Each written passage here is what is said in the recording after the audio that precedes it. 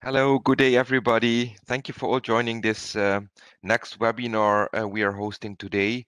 It's in the series of repeating the PA basics, and this is, I think, now the fourth or the fifth webinar that we have around this topic. So today we will talk about sound design for speech intelligibility.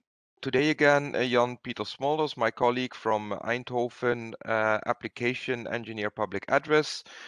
Today he will talk about speech intelligibility.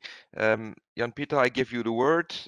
Please take it away and educate us on speech intelligibility this time. Thank you.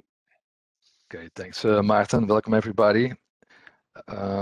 Today's topic, speech intelligibility, and in specific, how can you improve actually speech intelligibility in a certain room? Which measures do you have to take?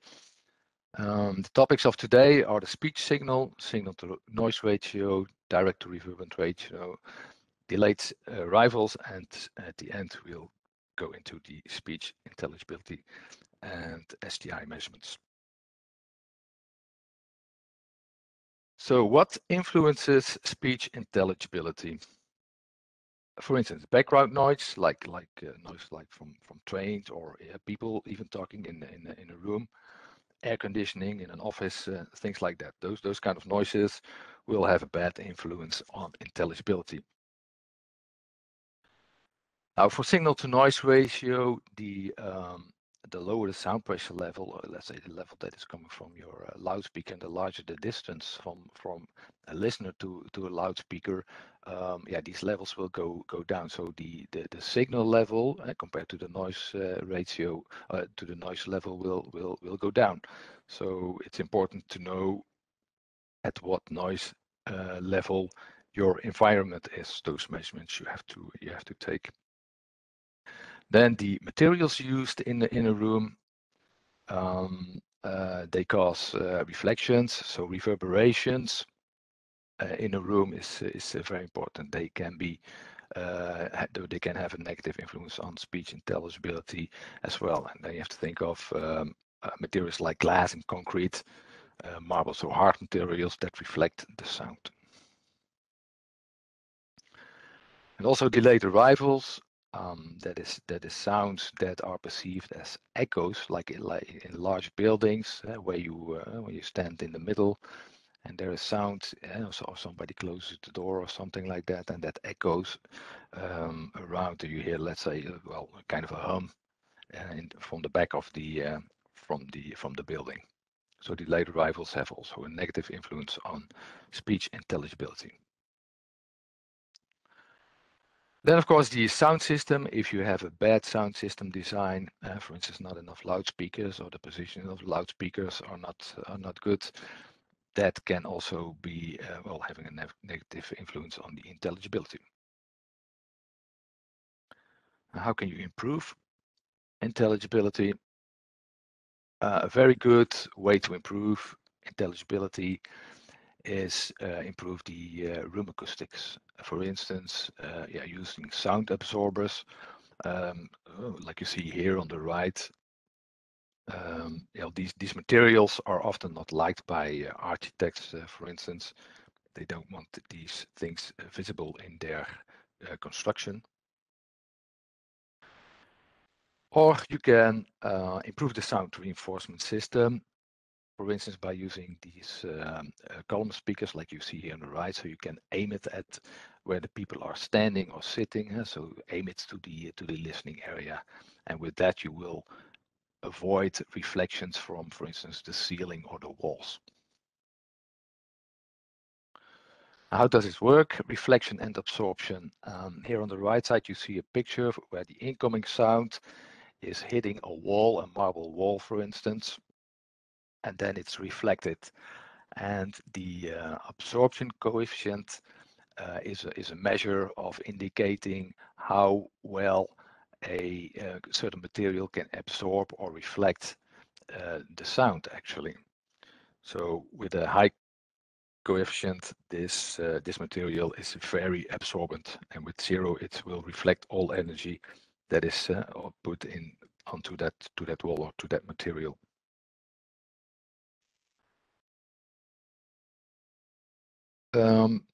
Yeah, hard surfaces like glass and marble, they have a low absorption coefficient. That means they, when sound is coming into that wall, it will reflect most energy. It will be reflected, so the sound will be reflected from that wall.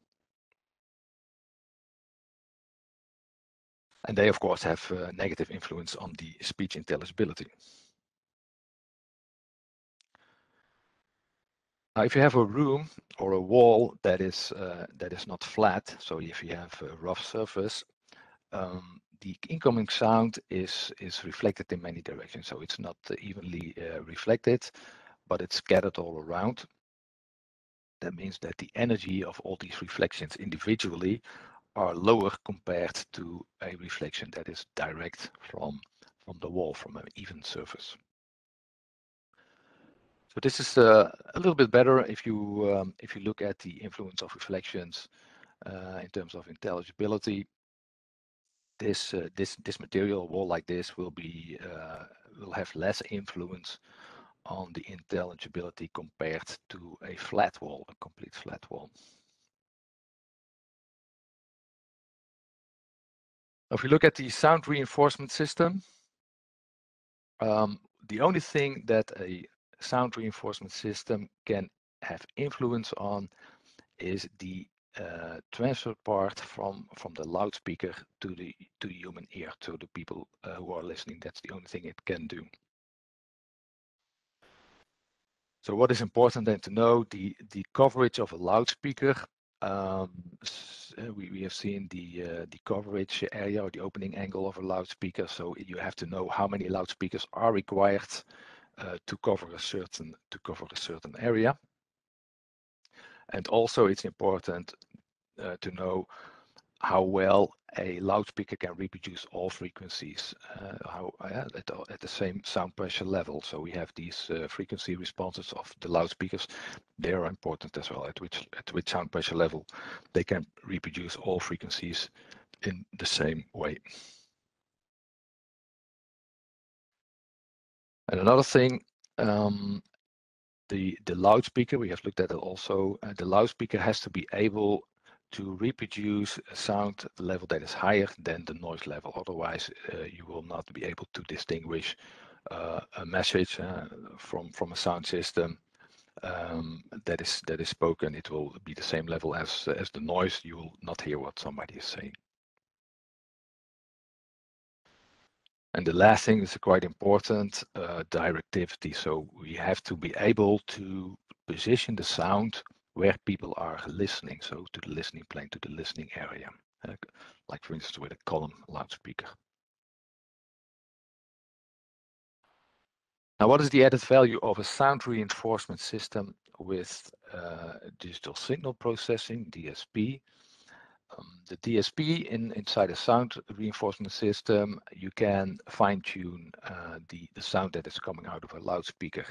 Now with EQs, EQs that are inside the equipment, you can influence the frequency response of a loudspeaker by adjusting them in a certain way. Like you see, for instance, here on the right, you can gain some frequencies, or you can, let's say, lower some frequencies, so that the response of the loudspeaker will become more flat. Now, one thing to keep in mind here, if you gain the frequencies, certain frequencies, you will stress the loudspeaker. So be careful when you're doing this. Don't overstress the loudspeaker with gaining up some frequencies, right? Then another thing what you can do with EQs is cover some room mode. So room mode is, each room has a fundamental resonance, and depending on the size of a room, they vary in the frequency from 20 hertz to 200 hertz. That's all based on the size. And if you have, let's say, a certain frequency in a room where it starts to resonate, you get standing waves in the room, you can take those frequencies out. So if you maybe you have been to a concert once, and where the sound technician is doing some sound checks, and then all of a sudden you hear such a low humming sound, That's most likely then the room mode, and he will take it out. He will take it out with the EQs. Now here you see the pictures on the right, the EQ sections of Paviro and Presenza. Both systems have this kind of DSP on board. Okay, if you look at the signal path, yeah, we know the speech signal consists of vowels and consonants. The vowels are typically in the frequency range of 1 kilohertz, and consonants between 2 and 4 kilohertz. And the consonants are most important for speech.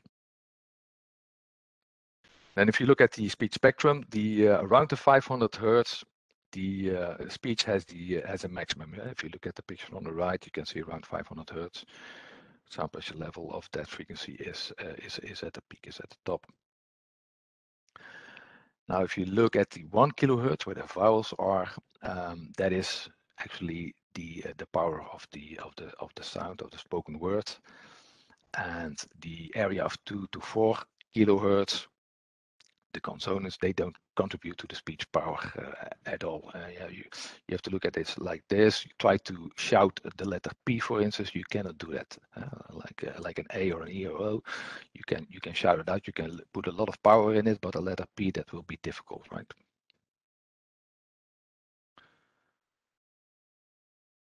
Now the frequencies, like I said, between 2 and 4 kilohertz, they are contributors to the speech intelligibility.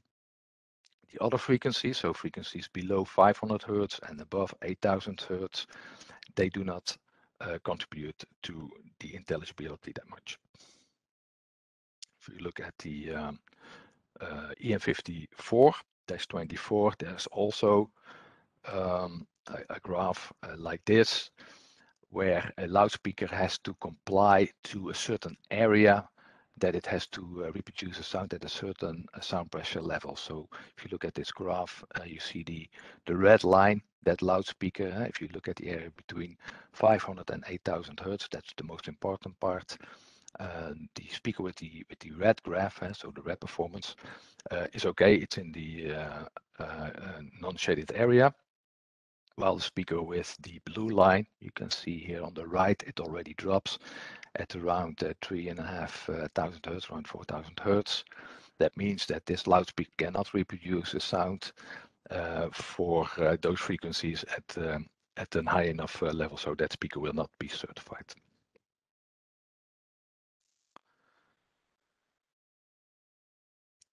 Then the opening angle of a loudspeaker.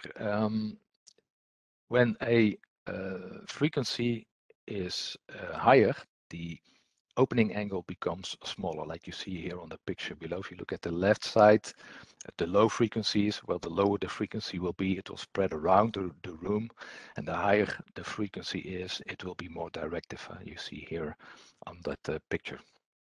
So this 4 kilohertz opening angle is the frequency you should look at when determining the amount of loudspeakers. So you position them in a certain distance from each other to cover the listening area properly. Another option is to group loudspeakers. So if you put, for instance, 2 loudspeakers like you see on the picture on the right next to each other, that also means that you can aim it to a certain area, and with that you can also increase basically the opening area or the coverage of these loudspeakers.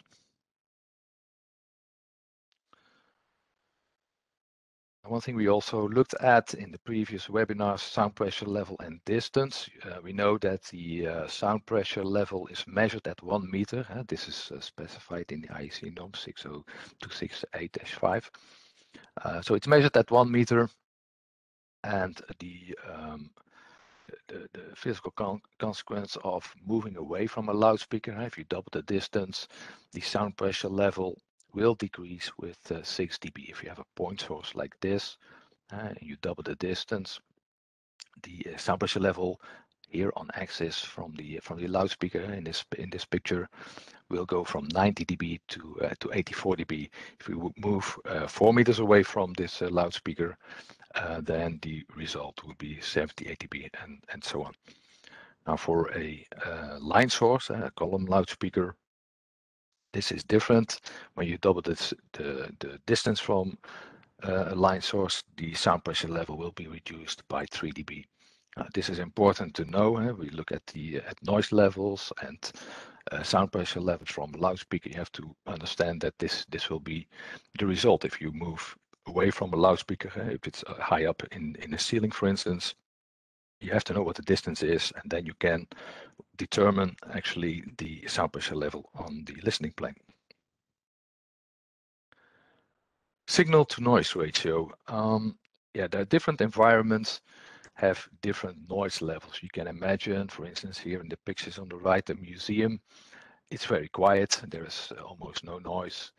While in a railway station or swimming pool, the noise, the background noise levels are pretty high. Then if you go to a factory, for instance, that could go up to 100 dBs or more.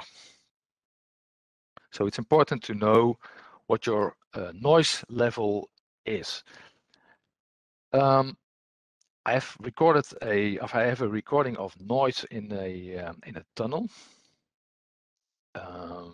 where you can have higher traffic loads, and also, like you see here, these the ventilation on the top. They produce also noise, so that can go up to more than 90 dBSPR. Now I would like you to hear, if I can see, I will show you or let you hear this sound with a low sound to noise ratio. I'll share my recording, just a minute. Share this file.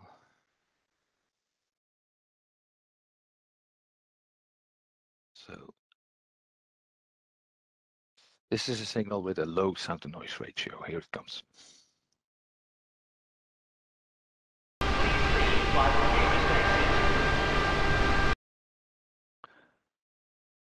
Was that audible, Maarten? Yeah, I could hear it. Okay, I will play it once more. So listen to carefully. You will hear the fans actually on the foreground, and on the back, way in the back, you will hear the announcement. Here it comes again.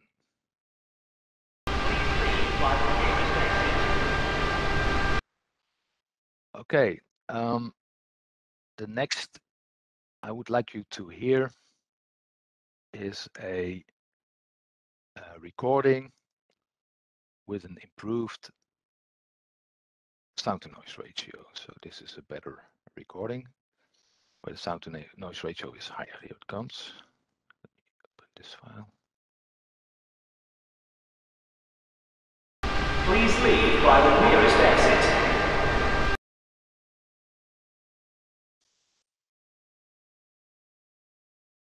Okay, I will play it once more.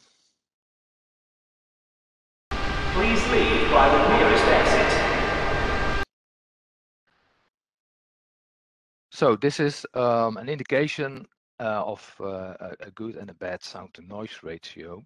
At first recording, it was not really audible what the message was, and you can imagine if there's traffic inside of a tunnel like this, the sound to noise ratio is even worse, right?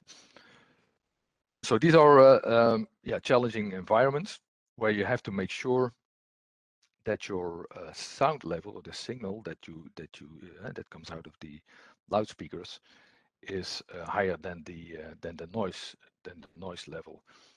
Now, for a good speech intelligibility, a sound to noise ratio of at least 10 dB is required. That means that the sound that is coming out of the loudspeakers at listening height, the listening plane, must be 10 dB higher than the noise. Now, if the SNR, if the sound to noise ratio is higher than 15 dB, then the noise has no influence anymore on speech intelligibility, and you can ignore it. So if you can reach that in your environment, then you have a very well speech intelligibility. Yeah, and they assume that in most cases the noise level is constant. So you make a measurement of the noise, and that's noise level then. And then you with those figures you will design your sound system. But the noise level is not always equal. Over time, it can change. Like for instance, if you're on a railway station and there's a train coming in, then the noise, of course, goes way up. So it's not constant at all times. So that means if the noise level is constant, then the announcements will be clearly audible when you have this 10 dB signal to noise ratio. But if then a train comes in, then this sound or this message can be inaudible due to the noise level that is increased. Now there's a way to solve this issue with AVC, with automatic volume control, like you see here on the right from the Vari loudspeaker. What does it do? It will increase the volume if the ambient noise is increased. So at a certain threshold, you can set that in a system. The volume of your sound system will increase. So you can set that in certain steps, certain ranges. You can increase the volume. Now, some of the systems have this AVC functionality inside, like for instance, Presidio. You can use AVC, but you will need a sensing microphone. That means that you need a microphone that is actually at the location where you do the measurement. So you have to install a sensor microphone in order to measure the noise level. Now with Presenza, we also have this noise sensing microphone, the ANS, ambient noise sensor, and you can use it in combination with the Presenza system. So that's convenient. You just plug in and connect the ANS to the Presenza system, and you can use it.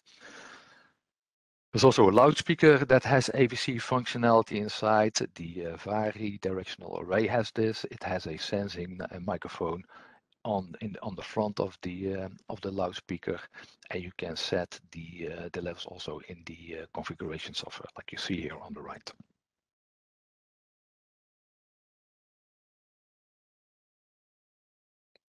Distance to a loudspeaker.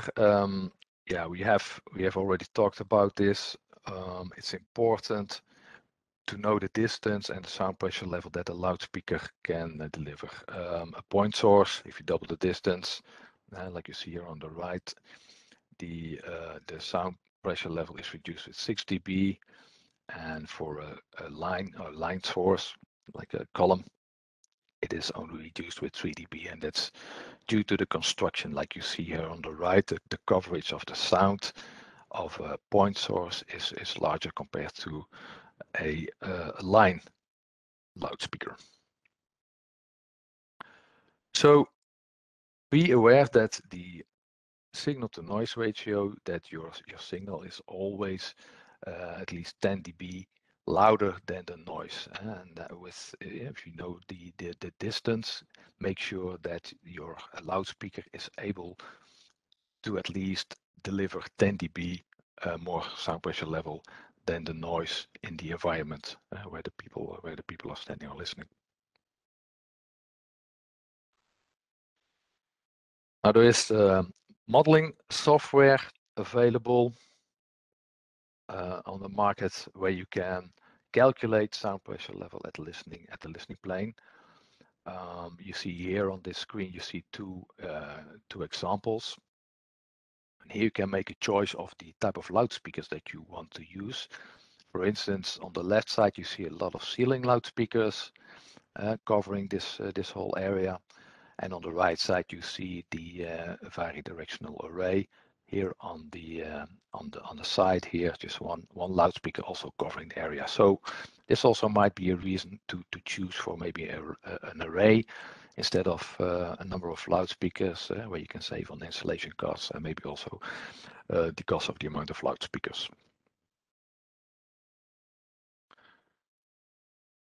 Direct to reverberant ratio. Okay, we go talk a little bit about room acoustics. It's actually common sense if you look at the propagation of sound through the air in a room. You can see here on the right side, somebody is talking. He's talking to a person opposite to him or her. Then the sound also travels to the side of that person, and it will hit the maybe the ceiling, the floor, or the side walls, and that will also propagate to that room, and it will also reach that person, but then delayed in time. It's not at the same time at the listener's position. So we're talking here about early reflections and reverberation. So the sound that is from the back of that person coming from the back wall.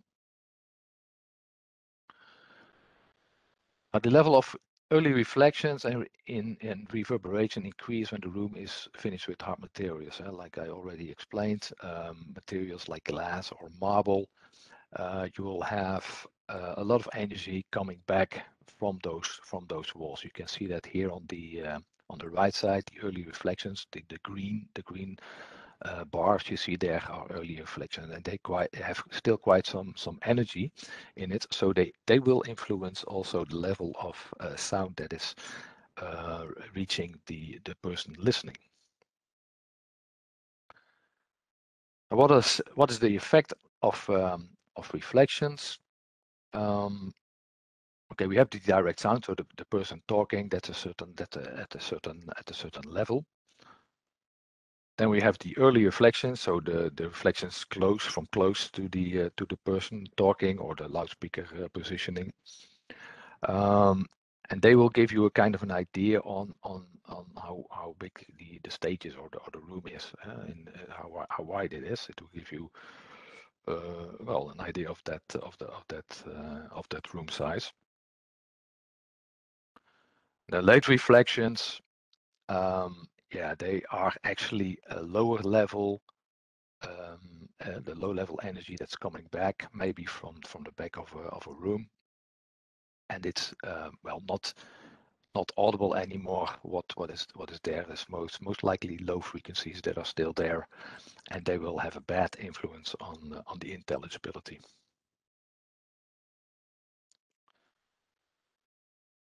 RT60 is a measurement you can do in a room that will give an indication how long it will take for the sound pressure level to reduce with 60 dB. Well, in general, if you have a long RT60 time, it means that you have a lot of energy in the room and maybe also a larger room.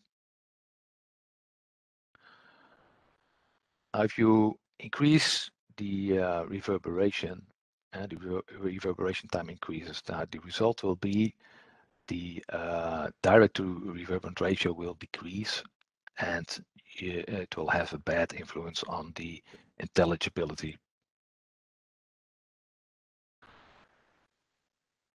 Now, if you have treated the room with absorption material, so they will reduce the reflections, they will contribute to the intelligibility, of course. So if you can take away these reflections and reverberation, especially reverberation, then it will help you increasing the intelligibility a lot.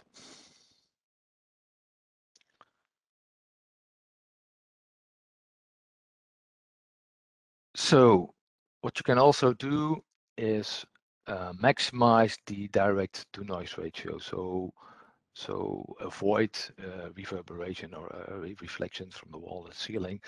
Like you see here, for instance, a high directive loudspeaker like this column over here. You can point it at the listening plane, so avoid reflections from the ceiling, from the ground floor, from the walls.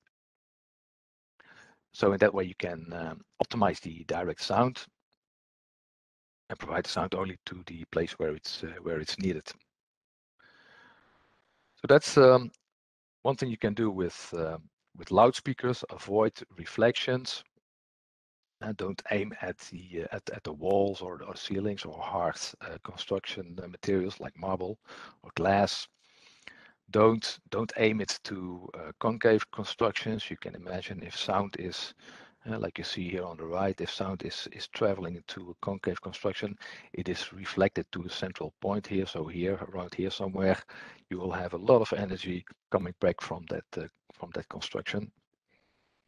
Aim at absorbing or scattering areas that the reflections are scattered around the room. And the best thing to do is to aim at the audience where people are sitting to the listening plane. An example here in this picture, you will see a varidirectional array. With the configuration software, you can aim the sound beam to exactly this plane where the people are standing here in the departure hall of an airport, for instance.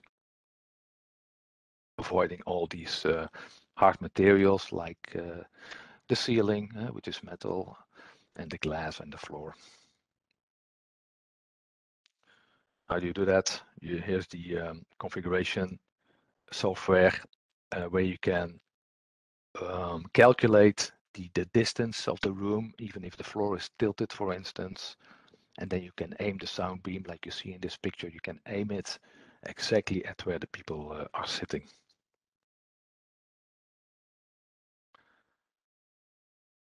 Okay, delayed arrivals. When are they a problem?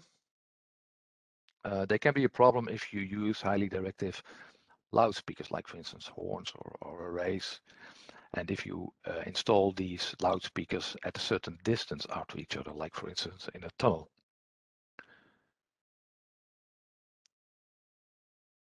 Now, what does it do? What do these delayed arrivals do? They will arrive at a later time at a certain position, like here you can see in this example from a tunnel. We'll have the initial sound coming from this loudspeaker, and the sound travels all the way up to this tunnel. And then it meets the second loudspeaker installed here. That means that if the sound coming out of this loudspeaker is in time in sync with the sound that's coming out of this loudspeaker, then you will hear the initial message with a certain delay coming out of this loudspeaker, the initial one. Now that will have a bad influence on your intelligibility because it will interfere with the message. You will hear it as a kind of an echo. Now what can you do? You can delay the sound at the second loudspeaker here, for instance, with a certain time. You know, sound will travel with about 340 meters per second, so you can calculate the distance here, and then you can say, okay, after maybe 10 milliseconds or 20 milliseconds or 100 milliseconds, the sound from this loudspeaker will arrive at this loudspeaker. So I will put a delay here in this loudspeaker with, for instance, 100 milliseconds, and at the time that the initial message will reach this, then the same message will be audible from this loudspeaker as well. So they're totally in sync and they can support each other instead of have a negative influence on the sound. So one thing that you have to keep in mind, if you see, look at this picture over here, all these loudspeakers have to be driven by an individual amplifier. So you need a direct topology. You have to have a system with the DSP inside, and direct topology, that means that every loudspeaker has to have its own amplifier. A direct topology is, let's say, available in Presenza. So Presenza can be used for these kind of applications. They will have dedicated amplifier outputs and the DSP inside with the delay check you see here, and this is from the configuration. You can set a delay up to 60,000 milliseconds, 60 seconds, so that can cover an area of almost 3.5 kilometers. So that's quite a large area.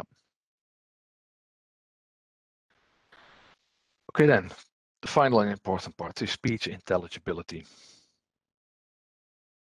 How do you measure this actually? How is this done? How do you know when something is intelligible or not? Now, one way to do this, how to measure this, is by a perceptual test. So somebody talks, and there's somebody listening, and that person or those persons will write the word down that you have spoken, and after a certain while, after you have done a certain amount of words or sentences, then you will check if that person or those persons have written down the right words. So then you can say, yeah, you have understood maybe 80% of what I said. That's an indication of your intelligibility.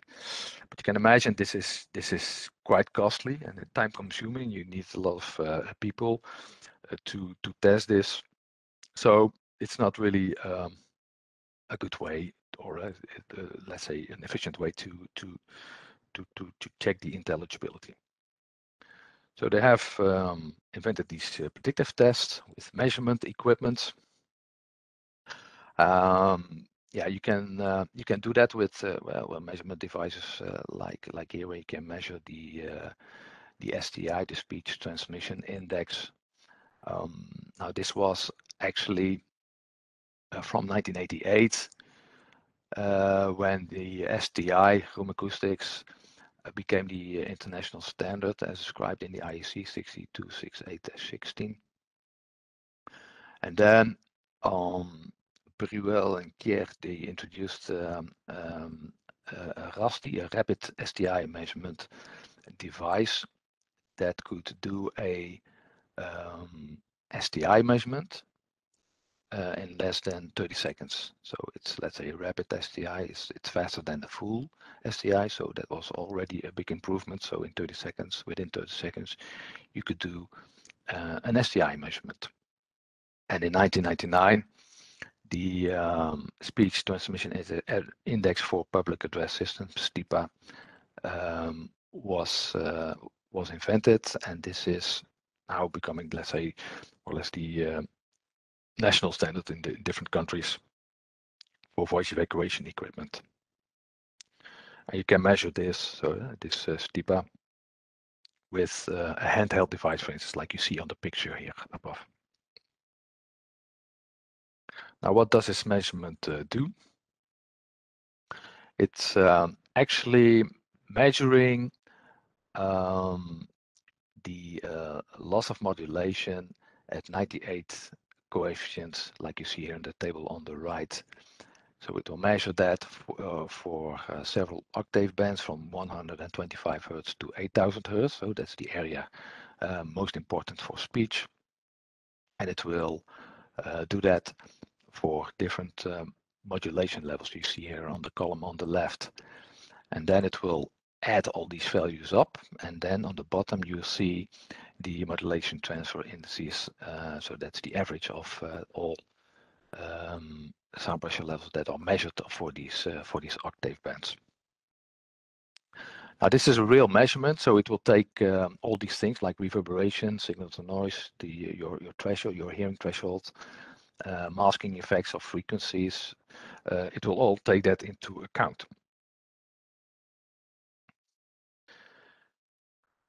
Now, what does this measurement device do? It will not take measurement of the full matrix of all these points, but it will take only 12 points spread over these measurements. And the result of that measurement is called STIPA, STI for public address, instead of full STI. Yeah, you need, in order to test this, you will need a special test signal, a modulated test signal, in order to reproduce these octave bands and all modulation levels. Now, if you buy a measurement device like this, you will get this modulated sound level or sound. You will get that with it. I can maybe play it so you have heard it once. It's a real awkward signal. Maybe I can play it just a second. We'll look for a wave file. Yeah, here it is. Now, listen, this is the STIPA sound.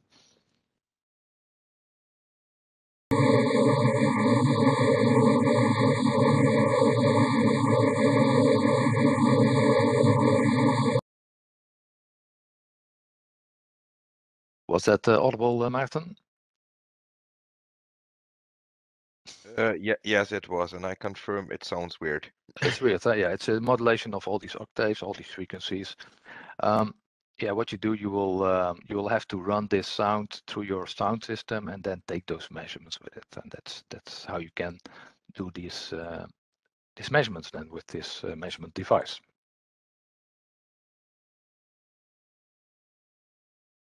Okay, then the range of STI ranges from 0 to 1. Now 0 is very poor and 1 is excellent. Yeah, that's the best you can get. In general, a value, an STI value of 0.5 is fair. It's good enough for voice alarm systems, and 0.45 or 42 maybe for difficult environments with long reverberations and high noise levels, like in tunnels, for instance. Now, be aware. In theory, the maximum achievable STI is 1.0, but okay, yeah, you always have noise or reverberation in the room, so that's in theory the maximum you can reach. But the lower the sound pressure level is, the human ear cannot hear that anymore, so due to lower sound pressure levels. So you can see here on the graph on the right side that the STI will decrease. The human ear will not be able to hear those low sound frequencies, sound pressure levels. And also, what they found out, let's say later on when this STI standard was approved, that when the sound is higher than when the sound level is higher than 85 dB, also your ear will suffer from a factor that it cannot hear as well anymore. So yeah, you can see that in this graph. The higher the sound pressure level is, in the previous data they thought, okay, from 55 dB, then it will be a straight line. Your ear will be able to reach an intelligibility index of 1, but that's not true. So they have adjusted it, matching this graph over here. Now there are different ways to measure intelligibility. One is the Alcon's method, the articulation loss of consonants, and the one I just already mentioned, the STI speech transmission index. And we use STIPA, the STI for public address. And all these methods are combined in a common intelligibility scale. So you see that on the right side, there are different ways you can measure the intelligibility, and they're combined in a common intelligibility scale. Now you can see here in the green area above 0.7, on this scale here, from 0.7 you can reach 0.5 on the scale of STI. So this is STI index. That's those circles. So you follow this line. You can see here it's at 50%. So that is 0.5 on the STI scale. So if you look at the Alcon's, the articulation loss of consonants. Low loss of consonants, of course, means good intelligibility, and there's a way to calculate this, taking all the acoustics and the electroacoustics into consideration. Yeah, be aware that bad room acoustic conditions cannot often be solved with electroacoustic means. So if you look at this equation over here, you see the RT60, the RT60 time is in it, and also below the directivity of the loudspeaker, and that's actually the only factor that can influence this index. Now, what does the directivity mean? Okay, it's the directivity of a loudspeaker. If you have a loudspeaker with a directivity factor of 1, that means that this loudspeaker is radiating all around it. So like a sphere, you see here on the picture on the right, Q factor is 1. That means it's all around the loudspeaker. And this also the DI index of 0 dB, the directivity index. Then if the index goes up, if the Q factor goes up, a factor 2 means that it's only half. The loudspeaker will radiate only to the front, for instance, like you see here, half of the sphere. And that means that all the energy compared to this loudspeaker is now put into this area over here. So that means the half of the area to cover is now, well, basically twice the energy. So the directivity index will be 3 dB. And for a quarter of CQ4, you can see it's only a quarter of that sphere, and so on. So the more directive a loudspeaker gets, so the higher the Q gets, the more directive it is, and the energy of the loudspeaker will be concentrated more and more to the front of the loudspeaker and makes it more directive. So you can aim that energy to the listening plane. Now, if you look at the STI, the higher the STI, the better your intelligibility is, like you see here on this graph. So theoretically, 1 is the best. Now, if you look at this equation, also here you see the directivity Q, and also again the RT60. Now, this is the only the Q factor is the only thing that has influence on this STI. And the RT60 here, you can see it's squared, is taking a lot of portion of this STI. So the higher the RT60 will be, the worse it will be for the STI. So now the conclusion here is that you cannot really fix bad room acoustics with electroacoustic means. So if you see this here, the RT60 time, if that is high, you cannot fix that with electroacoustic means. So the thing to do then is treat the room with absorption material, for instance.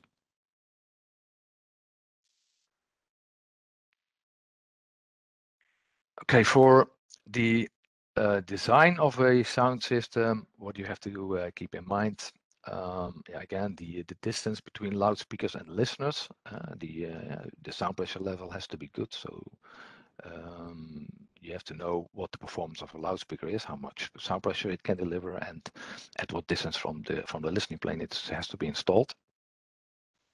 And then also the number and directivity of the chosen loudspeakers. So yeah, if the distance gets shorter and the Q gets higher, a lot of sound sources must be used. But then also the N factor, the amount of loudspeakers becomes in play. So that is also then again a negative influence on the equation. Each audience area should be reinforced with one main loudspeaker. Otherwise, you have effects like interferences from other loudspeakers, echoes, and reflections. So you have to be aware of where to position each loudspeaker for a certain area. And then, of course, the directivity, like you see, the Q factor here in this equation is most important. So, you choose the loudspeaker with certain Q in a way that the directivity allows you to cover this area, like we have seen before with the column loudspeakers, for instance. You can aim it at the people where they are sitting or standing, avoiding the reflections from the walls or the ceiling or other surfaces.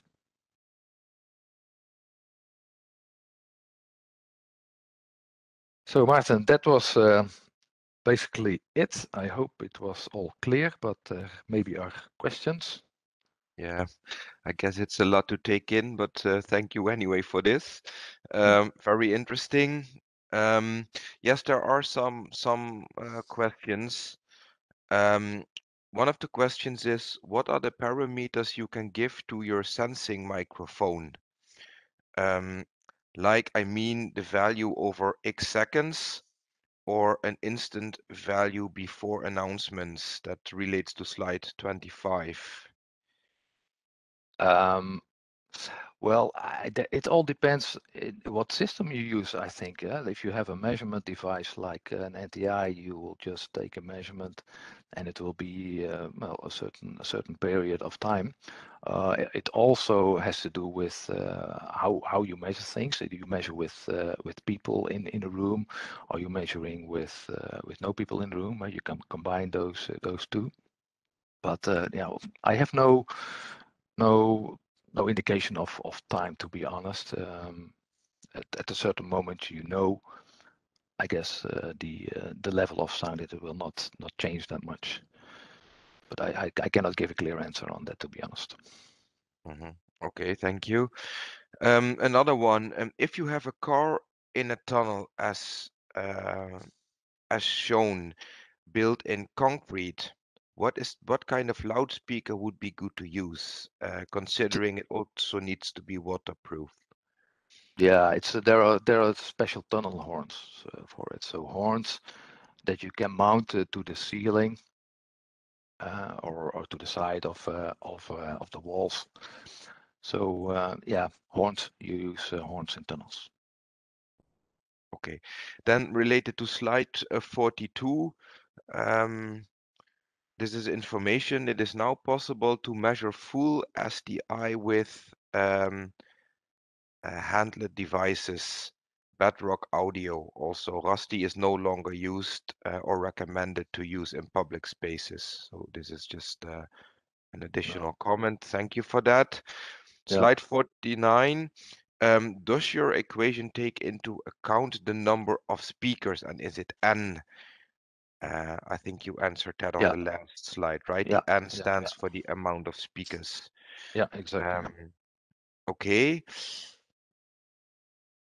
Then there is here a question which I do not really get. Sensitive microphone installed with the system, not the NTI measurement used for evacuation. I don't understand. Maybe you can rephrase this question so we can still answer it. Okay. Regarding the question, what are the parameters you can give to your sensing microphone? That's the one, the question we talked about before. And then sensitive microphone installed with the system, not the NTI measurement used for evacuation. Do you understand the question, Jan-Pieter? Oh, sorry, I don't understand the question. Sorry.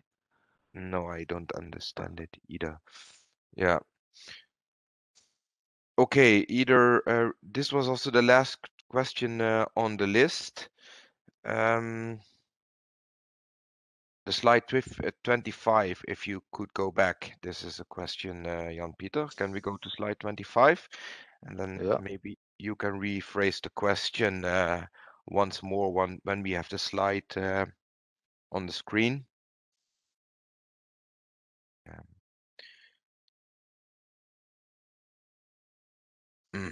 Okay, slide 25. Yeah. Now, let me see. Sensitive microphone installed with the system, not the NTI measurement used for evacuation. This is now. See, regarding the question, what are the parameters you can give to your sensing microphone? Okay. What parameters does the ANS have? Yeah. Okay. Yeah, okay. What you will have to do, you make a measurement in a room when there is noise, so that level is the basis of your like you see here, for instance, on the right side where you see the graph from the Vari, that is your ambient noise. So that's the default level. Then if the sound it goes let's say you measure a noise ambient noise level of 70 dB. Now if the sound is, let's say, increased with the ambient noise is increased with, for instance, 6 dB or something like that, then this loudspeaker, the volume of the loudspeaker will go up in order to stay ahead of the above the noise floor. So it depends on the room where you measure this. You measure your noise, and then you say, okay, if the noise increases with, for instance, 6 dB, then you also increase the volume. Yeah. So yeah, that totally depends on the room. Yeah. Are there also other parameters which you can set in the ANS sensor? Yeah, there are different parameters you can set. I think it's also the time. You can see maybe here I have the picture of the Vari. Let me see, no, this one, the one before. Here. There is a for instance, a time that the noise level has to be increased. Otherwise, you might get the situation that the AUC starts increasing and lowering the volume all the time. So you get loud and then less loud. You know, so there's a time indication. Yeah, of course, the range that the volume has to be increased, like you see here, 6 dB. And the slope that it will go from let's say -6 to 0 dB in steps of increasing the SPL level, the volume. Yeah. Okay. So yeah. Hey, I also see that just look in the data sheet that the ANS sensor also has two different modes it works in. So one is a sample and hold mode, and the other one is a tracking mode. And the sample and hold mode basically means it measures shortly if it needs to make an announcement, let's say at the railway station. It makes a sample of the ambient noise level at that specific time, and then it adjusts the sound pressure level according to the ambient noise sensor level plus, let's say, 10 dB. That's the sample and hold mode. And there is also a tracking mode, which is a mode more used for background music, where it is on the fly adjusting the sound pressure level accordingly to the measured ambient noise. So this is also something which the sensor does. And 4 sensors can be combined to cover a large area if you have a bigger zone. And I also see it has some integrated DSP options that come with those 2 tracking modes. So if you want to have more details, you can also look into the data sheet. It's described extensively there, also with the different mounting options that we have. So yeah. I hope that is answering the question. Yeah, it really depends on the system. Like in Presenza, it's more specific. It works differently than the Vari that I just showed you. But okay, different parameters you can use. Yeah. Okay. Where I was. Yes. Any other questions, Martin? No, we just got a thanks. So I think the question is now answered. No, this was the last question. Yeah, this was the last webinar for this year, but it's not the end of the series. So we will continue next year, 20th of January again. Hope that you will again join and learn more about the basics of the PA. Jan Peter, thank you again for this interesting session.